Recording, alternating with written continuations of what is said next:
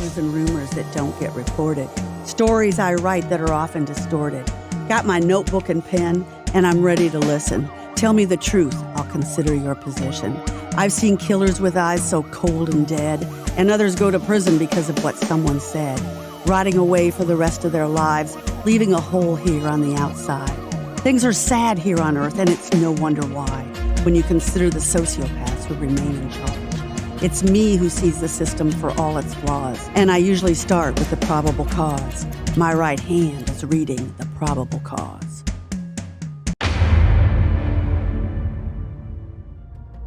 Welcome to The Probable Cause. This is a podcast coming out of Indiana, Allen County, Indiana. We cover the 11 counties in northeastern Indiana, and we do throw in some state news too. I'm Jamie Duffy, your local podcast host, and to my left today is Allen County Sheriff Troy Hershberger. We are so happy to have him today. A regular co-host, Michael McAlexander, the Allen County prosecutor, is on vacation in Florida, and it's, I'm sure, a much-deserved vacation. Also contributing will be my right hand on the phone. She wishes still to remain anonymous. Her knowledge inside the criminal justice system comes from having to deal with it. Her son was killed by gun violence in December 2016. Today, we're most likely going to discuss all things about the Allen County Jail. We are supposed to get a new one in the middle or maybe late 2027, am I not right? Scheduled to be finished or completed December of 27. Okay, so 2.5 years from now. Troy was right in the middle of all those negotiations, and so his inside knowledge about the jail and about jailing is just going to be great today. But normally we cover what's going on in the courts. And this week was a pretty big week for the Allen County courts. Yesterday we saw the conviction, that's Thursday, April 10th, the conviction of Christina Hershberger, 38. She has been in the jail for 2.5 years.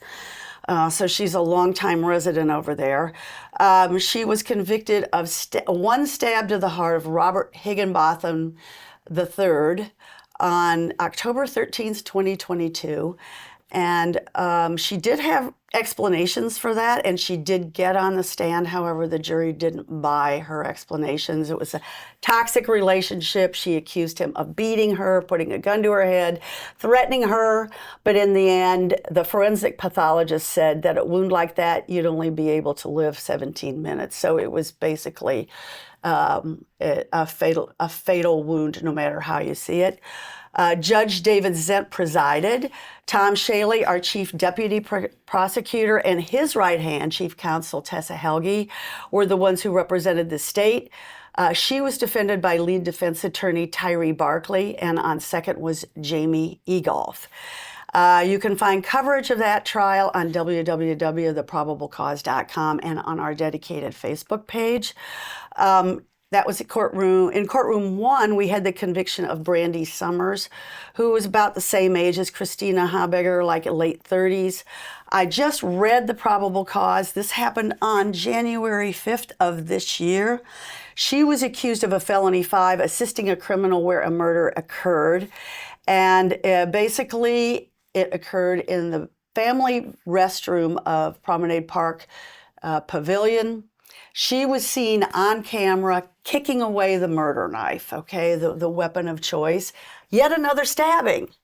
This is not England, you know. This is the United States of America, and yet this week, 2 stabbings. That's sort of the homicide of choice over there.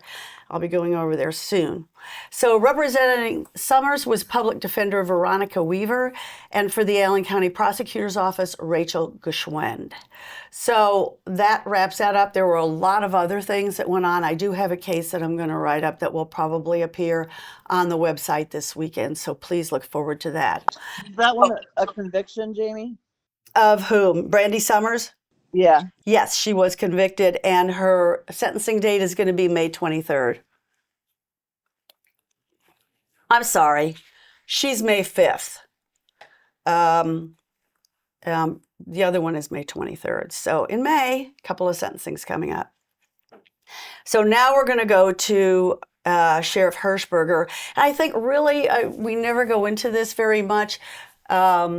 He's been the sheriff for a couple of years. He was the chief deputy before that. Tell us, just like when you came on and why you wanted to be in the Allen County Sheriff's Department.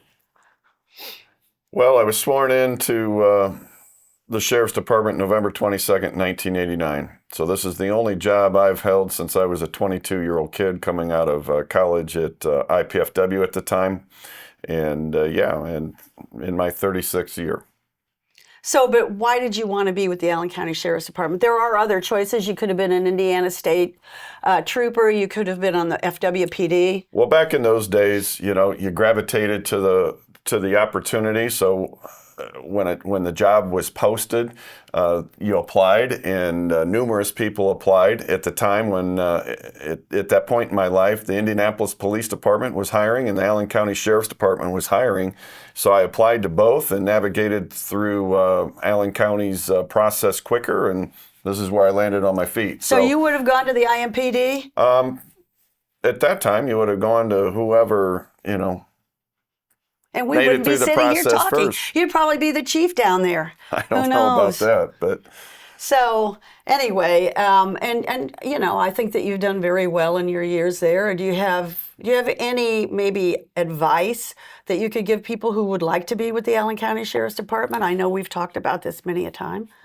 yeah, I mean, to be a police officer with the Allen County Sheriff's Department, this is a program we started to incentivize and get the employees working in the jail. You have to work for us in some capacity. Specifically, I would like for any of our potential officers to work as confinement officers in the jail, and then we promote and grow it from within. That way, we keep our workforce up in the jail. We get employees who we get to know. They work for us from as early as 18 years old. You have to be 21 to be a police officer. So we'll have some workers for 3-4 years working for us and getting a taste of what it is to be like and work in the criminal justice system and how it works. And then they can promote and progress to police officer. Okay, so if they're 18, obviously they can even go in on a GED from what I discovered. Correct. Okay, but then when you become an officer, do you need to be working at least on a degree? No, at this time we don't require a degree. It's preferred, but we don't require it. Right, because you obviously had one in criminal justice from IPFW, which is Indiana, Purdue, Fort Wayne, now PFW. So, I mean, if you're going to be working as a confinement officer in the jail, you got to have some endurance, I believe. I've been in that jail. I just love gray walls, by the way. It's it's something that I've grown up with. I personally worked in it. I was not a confinement officer, but I spent the first 7 years of my career as a police officer working in the jail. Some of it was I chose to stay there, but it does not bother me to walk into that environment. However, what that environment teaches a young person, and specifically a young police officer, it teaches you how to effectively communicate with the population that you will struggle to deal with at times out there in public on the outside of the walls. So I would say even more, because these people are confined. Right. But it teaches you how to effectively communicate, which is, in my opinion, the number one thing law enforcement does out there in the field. When you see failures or breakdowns, it starts all over with communication. So you learn how to effectively communicate with the element and dealing with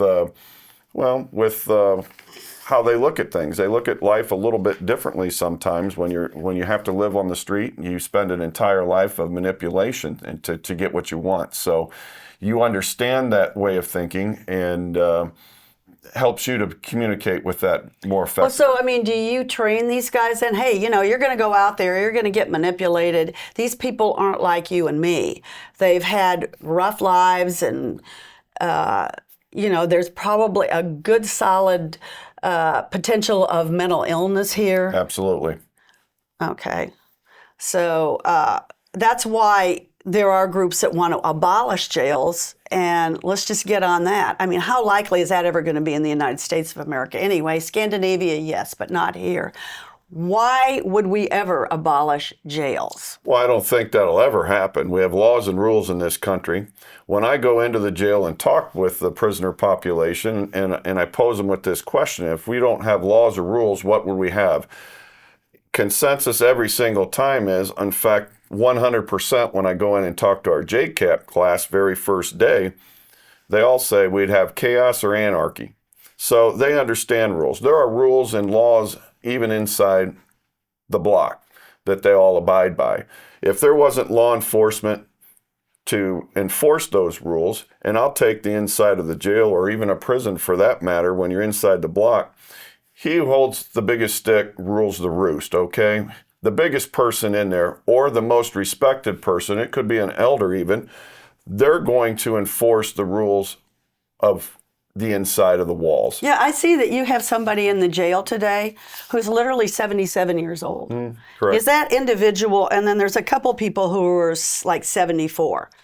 Are they respected, these individuals? Are they just so broken down that nobody respects them? Specifically, I don't know who the people are, but generally speaking, when somebody is older in the jail, yes, they are respected. Why those folks are in the jail currently, specific charges, I don't know. But yes, generally speaking, the older you are, the more respect you do have.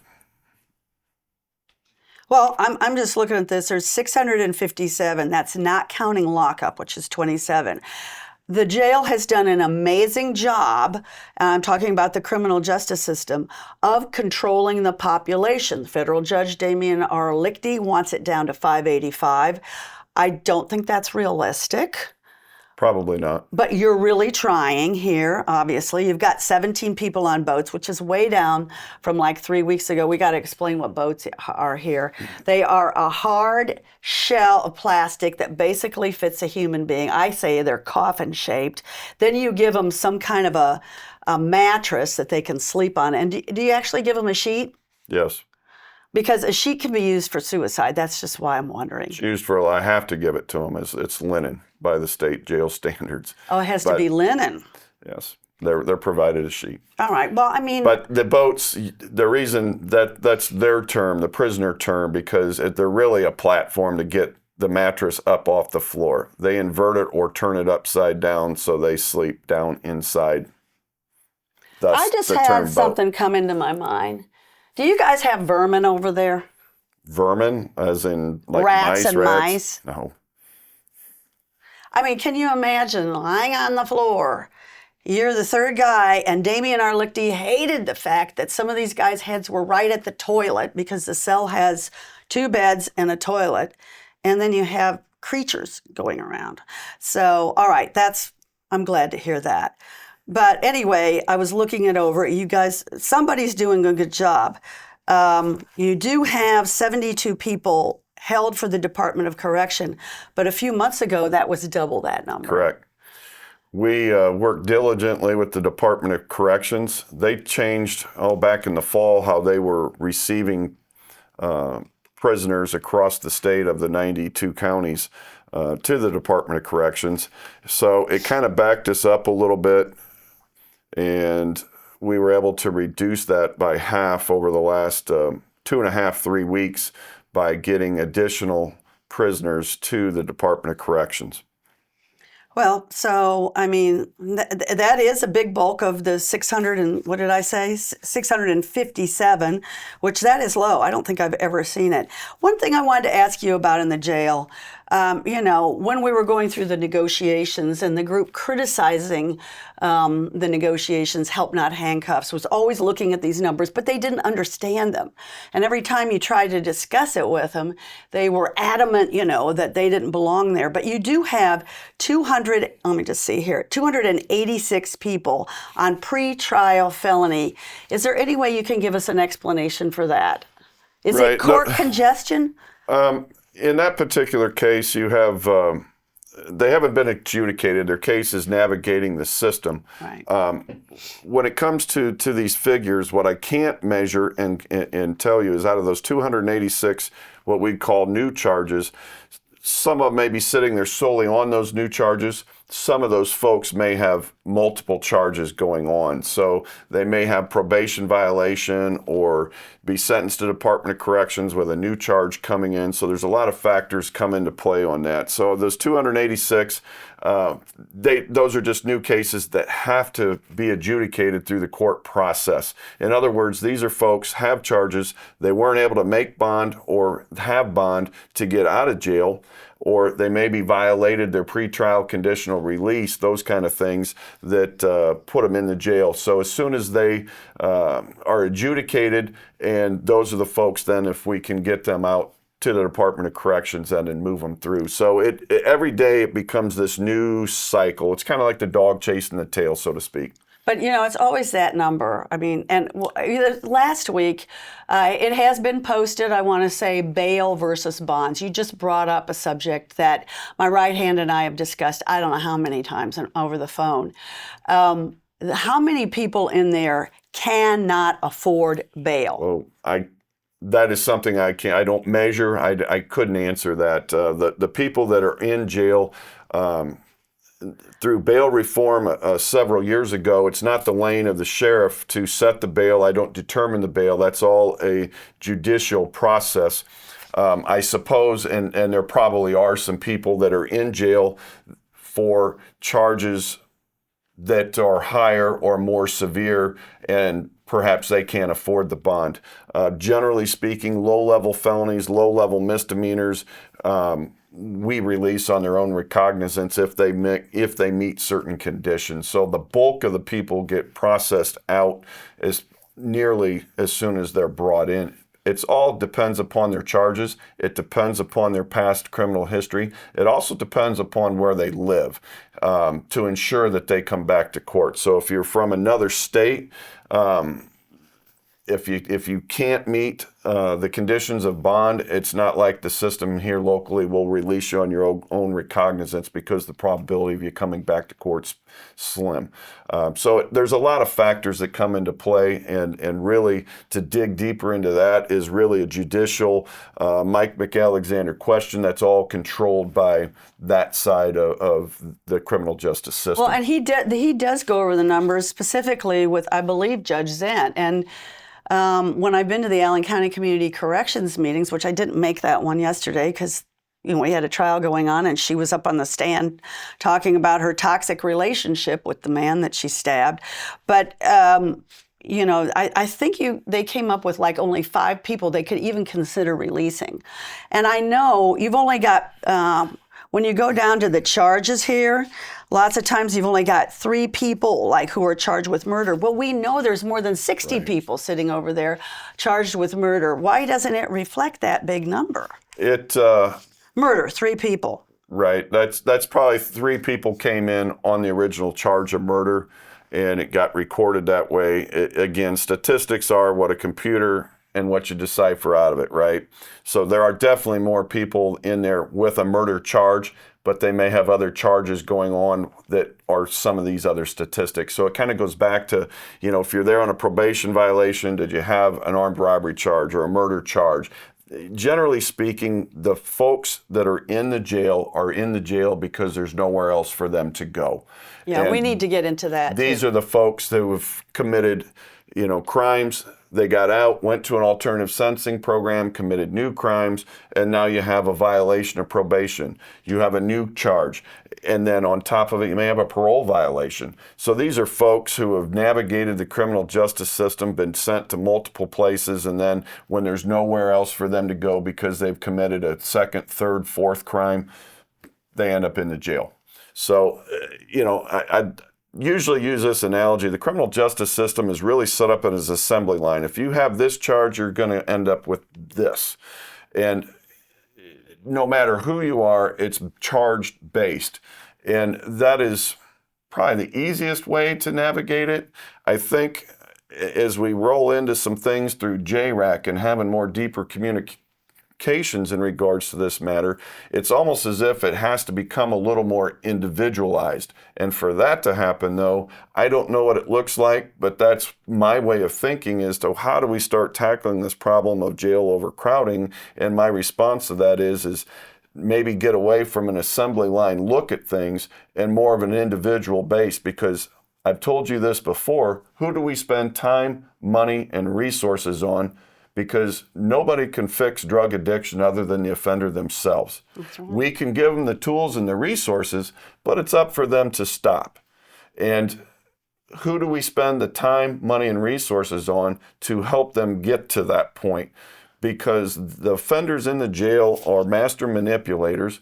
They have to live that life to get what they want, because there's a lot of factors in their life that's going on. Trauma. Homelessness, trauma, mental illness, and throw addiction on there. All those. That's why they're addicted. Poverty. They're So self-medicating. we can talk about a lot of these issues that factor into how does somebody end up into the criminal justice system. So I do think that we need to explain what JRAC is. Okay, so there's Allen County Community Corrections, which is local, and they handle like up to 10,000 people. You've got the people in the jail, which is probably 660 today. And then you have home detention, which is they're on the Anklet. You have the residential center out on off Cook Road, where people actually live and they're monitored and they go through programs, and it costs a lot of money, but in the end they hope that they get a good result out of those people. You're talking about 10,000 people. JRAC is the state arm. And correct me if I'm wrong. JRAC stands for Justice Reinvestment Advisory Council. It go. started on the state level and then pushed out to the local level. It kind of does go hand in hand with community corrections, because that is a meeting we all have where all arms of the criminal justice system come to the table. To make it more efficient of our time, those are the same players that are part of the local JRAC. So it's been around a couple of years. JRAC is tasked with, streamlining, making the criminal justice system more efficient as best as we can. The programming is there. There's a lot of programming. Can it become more efficient? I believe it can. And I kind of told you my belief is maybe getting away from an assembly line look and looking at it more towards an individual basis. So we call that maybe a classification of a person before they get out of the jail. In other words, if they're really high risk, high classification, I'm not a believer that we should let them out of the jail just to send them to a program and perhaps, I played sports my whole life, so the percentage of failure is much greater. Then that becomes inefficient. That becomes inefficient for the sheriff's department, because when somebody violates a program and there's now a warrant for probation violation, who serves the warrants? Well, my constitutional responsibility is I have to pay a staff to manage the warrants. I also have to serve the warrant and maintain that warrant. So if somebody ends up in California and flees Fort Wayne, Indiana, and they end up in California and they have a warrant for their arrest and or they're picked up, Taipan.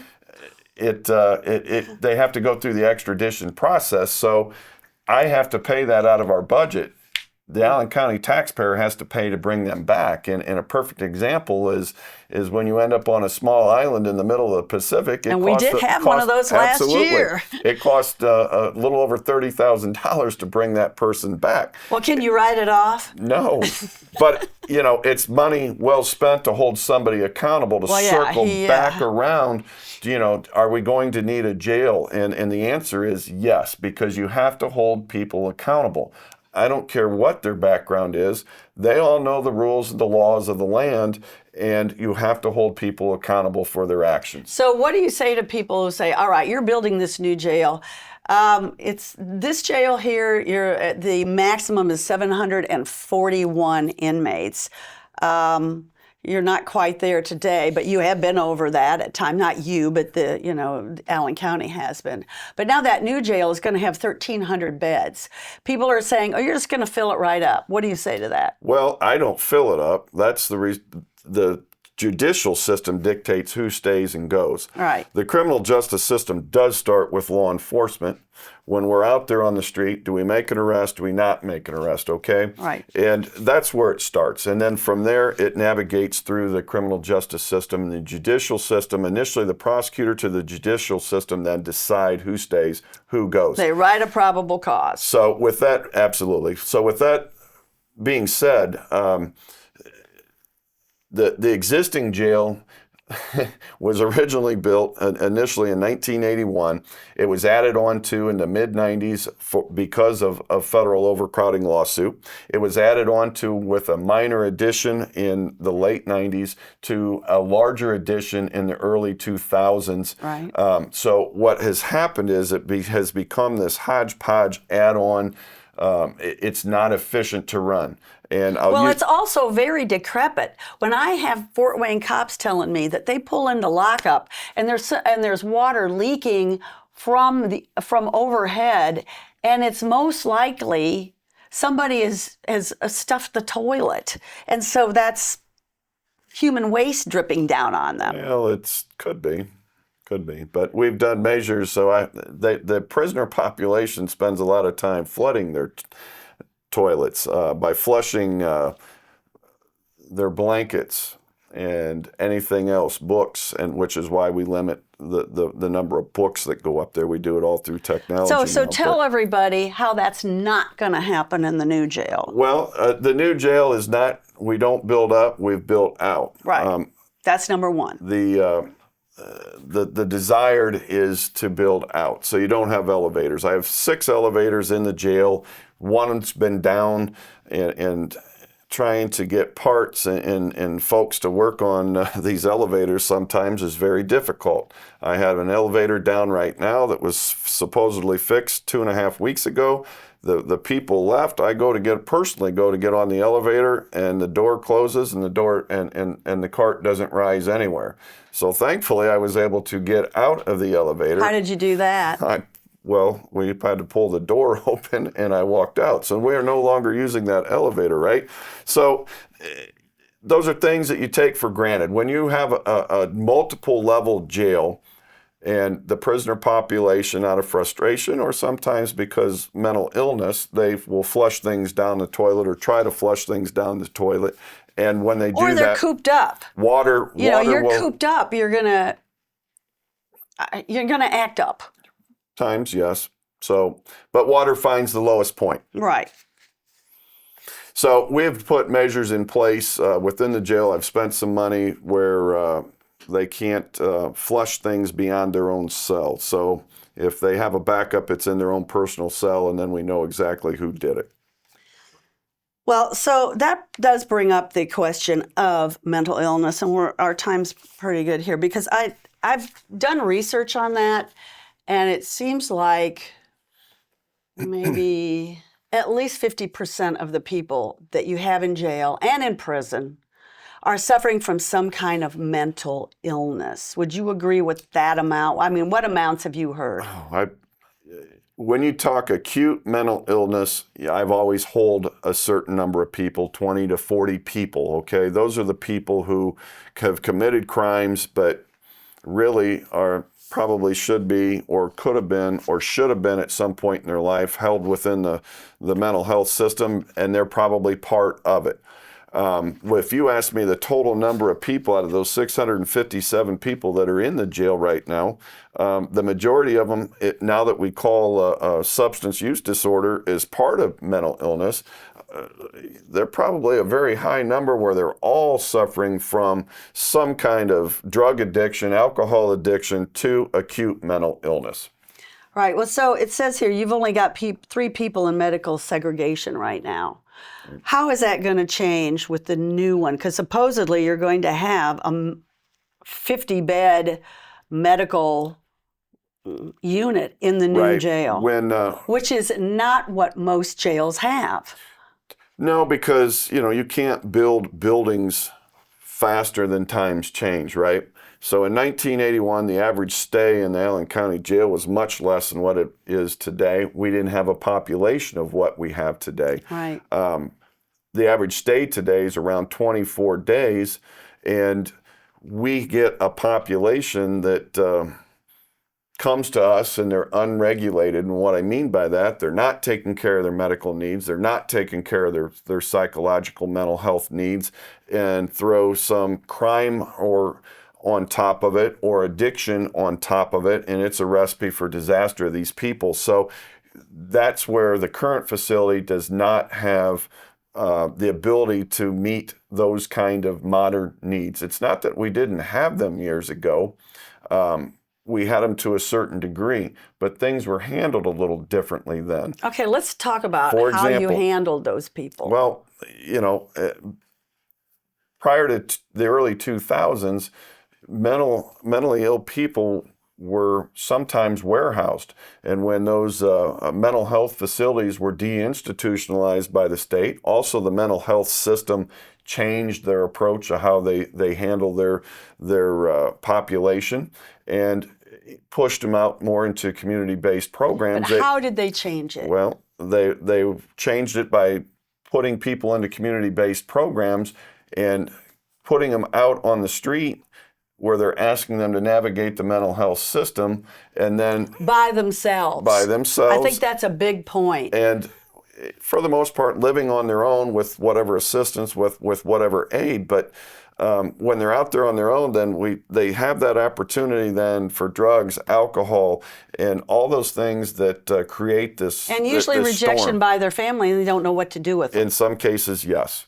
I would say that's a lot. Those are the folks, well, they don't have that system. They don't have that assistance. Right. It's almost as if the dog's chasing its tail again here, that, they don't have that family support. And if you don't have that support, it makes it difficult not only to navigate the mental health system, but it makes it difficult to navigate the criminal justice system. And you guys are caught in the middle. And, well, the jail has become, in some cases, a dumping ground of the mentally ill. Mm-hmm. It's also become a hospital, and we're none of that.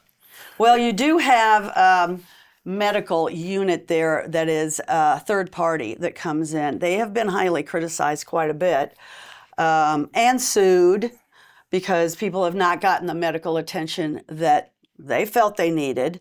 And I always think there was something in here, and the Prison Policy Initiative always covers that. But it was Suzanne Crouch, who is the former lieutenant governor here. I was reading the sheriff just before we started recording here, that we are in a mental health crisis. And she says Indiana only has 11.9 psychiatric beds per 100,000 people in the state, which is far below the recommended 50 beds per 100,000. We're not the only state facing this. She does say that. But this means thousands of Hoosiers with severe mental illnesses are left without access to proper treatment, and healthcare providers are at risk of being overrun. She said that a 2023 study by the Journal of American Medical Association Network found that Indiana lost $4.2 billion due to the effects of untreated mental health conditions. And this includes lost productivity, so it's on the job, these people are working, emergency care costs, yes, and burden on the criminal justice system. So she's begging the state legislature to put more money in, but in the current atmosphere, I don't see that happening. Right. And without money, it's going to be awful difficult to address those issues she brings up, because what happens is, and I've seen it firsthand, anybody that does have mental illness, on top of it, the drug addiction, homelessness becomes part of the problem. Then the petty crime comes into play. Those are the shoplifting and those kind of things, Conversion. which start out as a misdemeanor and then progresses. That's one of the ways we've legislative our ways into making things more charges felonies after you have a previous conviction or you steal over a certain dollar amount. So it becomes this snowball, small thing that then grows into that snowman, and then they end up in the jail. And you talk a little bit about the surface, about the medical needs.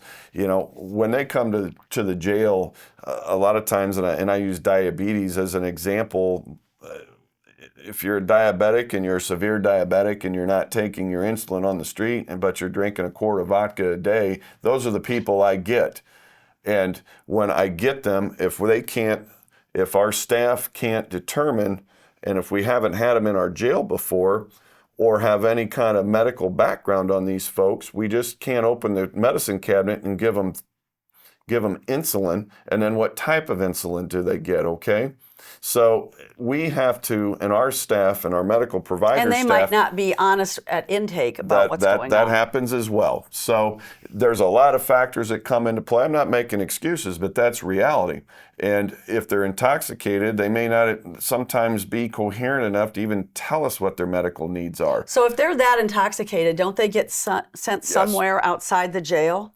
We will refuse them if they're over a certain level. We will refuse them, and the arresting agency, whether that be my own staff or Fort Wayne Police, New Haven, they'll have to take them to an emergency room for medical clearance before we will accept them back into the jail. So there is a nursing staff member planted in the intake or in the area of intake. 24 hours yes, a day? to ensure that everybody is screened, because the difference of today, these are drug addicts as well. So I even talked about this, trying to smuggle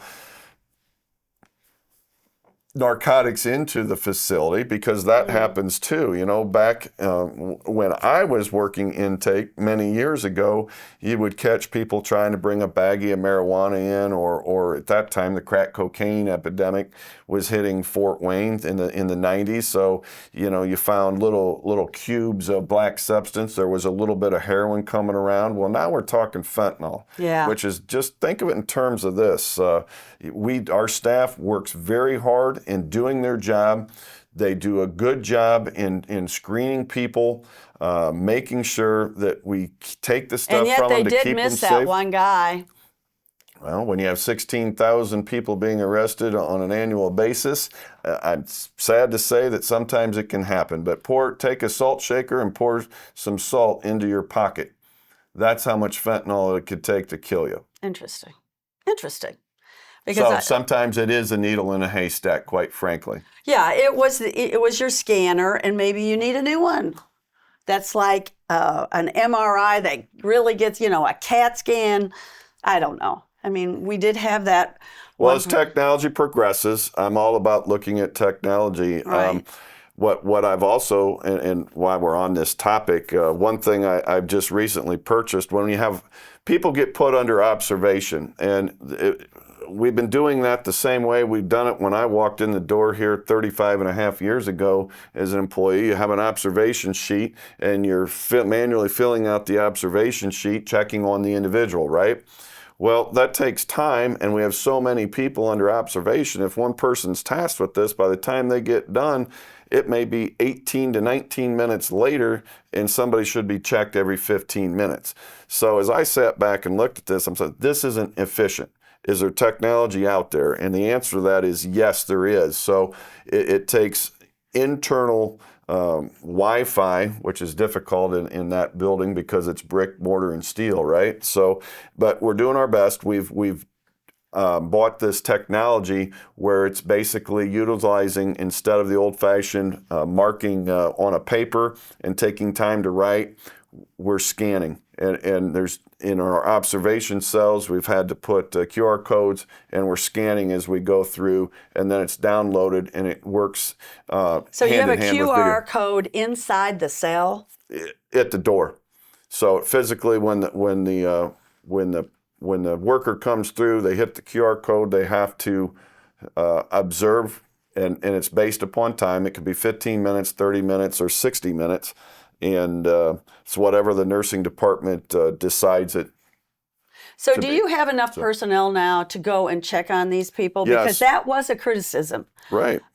You'd have one guy working a cell block and, probably tired from all the manipulation you're talking about from the inmates. And the next thing you know, you've got a suicide on your hands, or you've got You always run that risk on a daily basis, and you have to, one, have enough staff, but you also have to have an educated staff to, for example, if somebody gets sentenced to life in prison and they come back to the jail, that is what I would consider a red flag. We should probably pay a little closer attention to this individual to make sure that they're not going or spiraling down, right? So despondent is the word.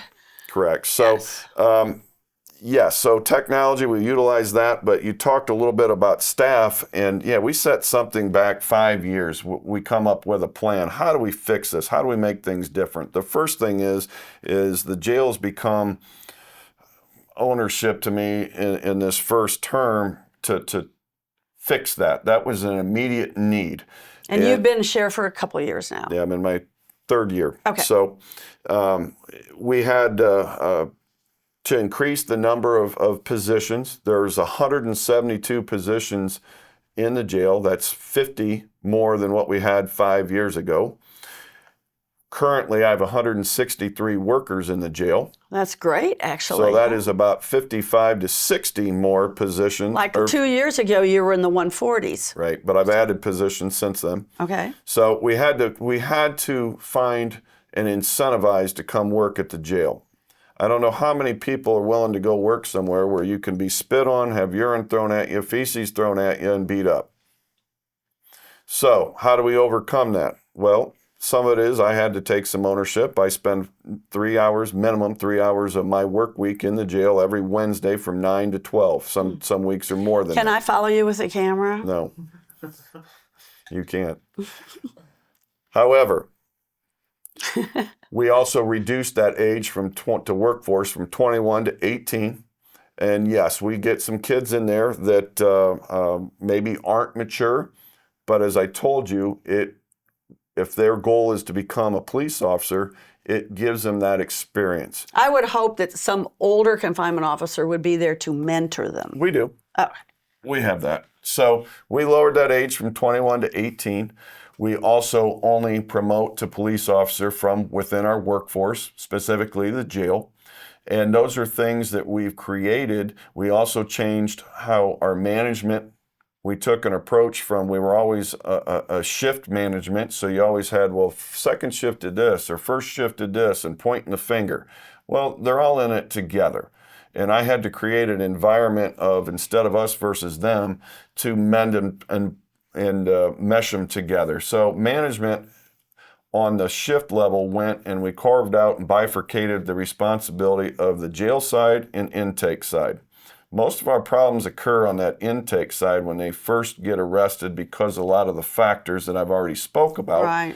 And once we get them regulated, they either get out or those that can't get out end up on that long-term or what we consider the jail side. So the shift lieutenants were taken off the shift and given the responsibility of intake, jail, and personnel. So they can assess. Correct.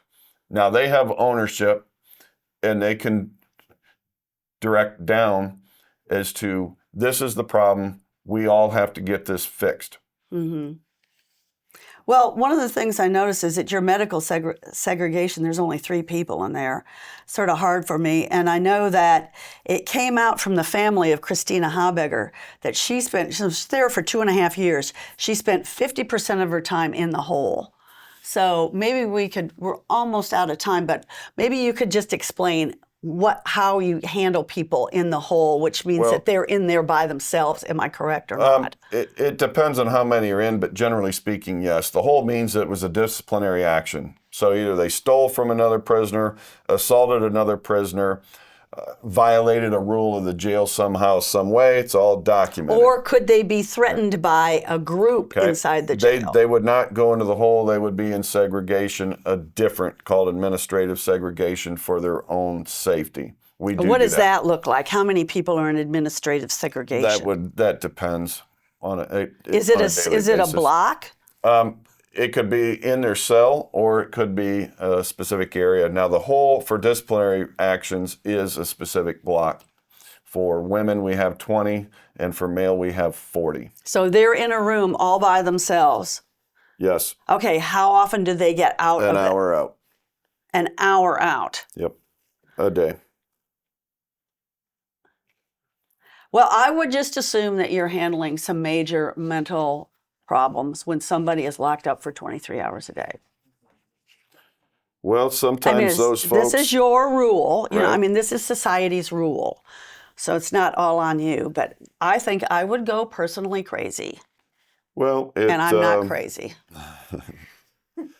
sometimes those folks have lived within inside the walls where they assault anybody and everybody. So through their own actions, they're in that segregation. But does it work? I mean, if they get out of the hole, does it actually work? Do they come out and say, oh, yeah, hi, boy, I learned my lesson. I'm going to be nice to everybody? No, but we've had people go to prison for 15 to 20 years only to get back out and come right back in on a new charge. Yeah, I mean, it's just, like you said, we don't have the facilities for these people. Right. And, we've never treated people with mental illnesses. I mean, you look back at the history, and it's scary. You're just lucky if you're not mentally ill. Absolutely. Let's face it. Absolutely. And now we throw drug addiction on top of it. So you can have drug addiction, and it pushes you into the mental health system, whether you have some kind of drug-induced psychosis or along that lines. It's not my lane, but you do have that, or the opposite, where you have it may not be your illness. lane, but you've seen so much of it that you're probably we almost get stuck an with expert. it, and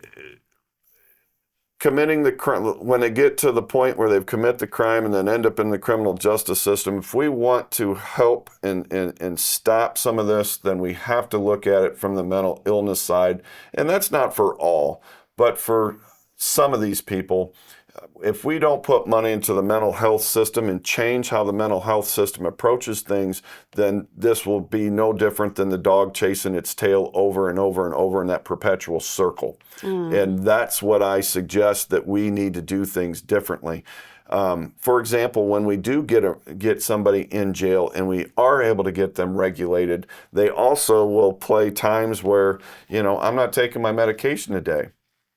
Or I'm not going to take my medication for 6 or 7, 8 days in a row. And that's where times have changed, that it takes a judge to force medication order, which doesn't happen very often. Well, 35 years ago, a doctor would order a forced medication. And when we're talking about getting somebody that's mentally ill, and I don't know if calling it regulated is the right term, but if we get them to a point and stabilized, and then they unstabilize themselves by refusing medication, that happens. And those games, it's no different than I refuse my insulin today, I refuse my whatever today. And I know, and I mean, I've talked to the jail commanders about this a couple of years ago. It's exasperating. It is. I mean, they almost become psychologists. It's like, how can we get this person to take that medication? It takes a judge to court order the medication. Otherwise, you're dealing with somebody who's really off the wall. Correct. And every day that goes by that they refuse it, the worse it becomes. So, our staff does its best to try to sweet talk, incentivize, whatever they can do to keep these people regulated.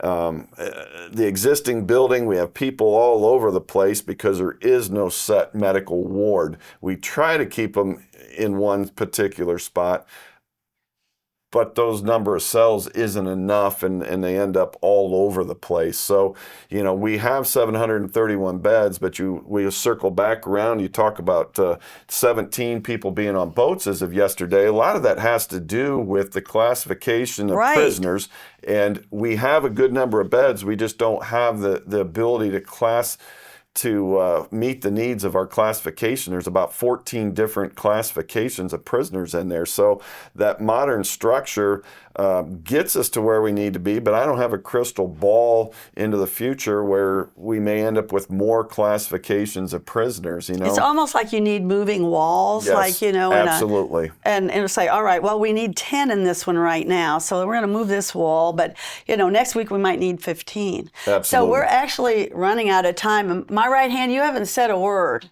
so I thought maybe you could have the last word or the last question.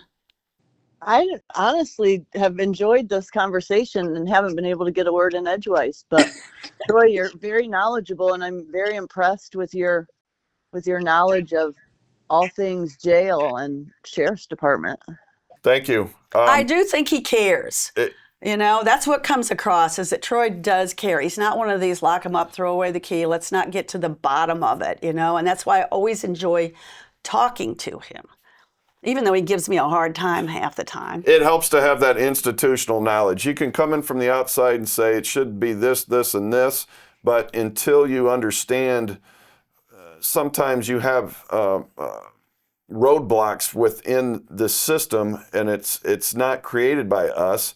And mental health, I've talked about that. And when I say these roadblocks, it kind of ties our hands. And what I'm suggesting is we got to find those ways to work and mesh us, the criminal justice system, with the mental health system to try to see from both sides and their perspective, as well as they see it from ours, as to how do we take these handcuffs off so we can effectively navigate this process for You're these talking about people. handcuffs on law enforcement right now. I'm talking about, yes, I use it as you know. Well, I mean, you're a lawman, so why wouldn't you talk about handcuffs? Right. Well, there's things sometimes, though, that limit what we can do because somebody that controls that lane doesn't see it through our perspective. And that's one thing that, what I've seen in this over time is we have a tendency to just worry about our own lane. I can only fix this law enforcement, this jail side, but I can't control the mental health. Well, I meet and trying to meet on a regular basis with the Parkview Network, who is our community's mental health provider. I'm giving them what our problems are and giving them an opportunity to fix and work on those problems because we're both dealing with the same people. And you're dealing with budgets. Correct. And money. Well, and the state legislature and a growing, huge drug problem. So, correct. All right. So with that, I'm going to have, do you want to say one more thing? My right hand? I don't. I'm good. Okay. Great conversation. All right. I do really think that we need to get Troy back. Or I should say the Allen County Sheriff. I shouldn't be always addressing you by your first name. Sorry about that. But we've known each other for quite a while. So anyway, this has been The Probable Cause. You can find us on www.theprobablecause.com. That's a big mouthful. We also have a dedicated Facebook page. We've been on here today with Allen County Sheriff Troy Hershberger. We can't thank him enough. It was a very great, candid conversation. And we're going to sign off now. Goodbye. This episode is filmed and edited by Frosty Pictures. The Probable Cause is produced by Maumee Media.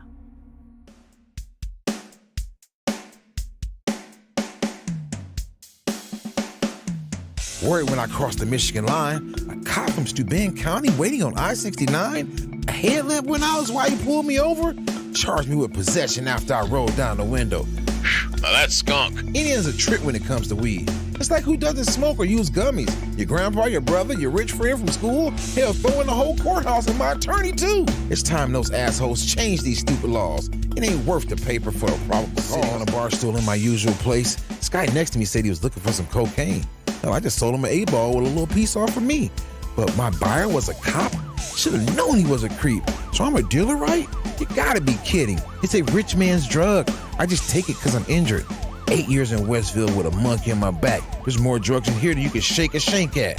One dirty drug test, man, this system's flawed. Undercover screwed me in my probable cause. Street crimes never did me no favors. I'm hooked on Fetty. I'm a junkie, not a felon. Told that son of a bitch on the way to lockup.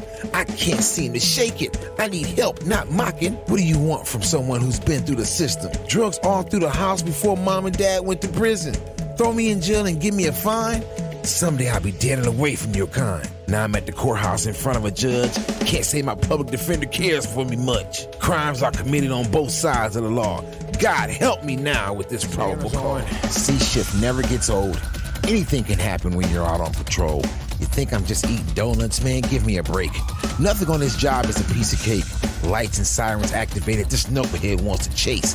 Baby mama at the scene just spit in my face. Wife's worried that someday I won't be pulling up at all. You'll read about my killer in a probable cause. Man.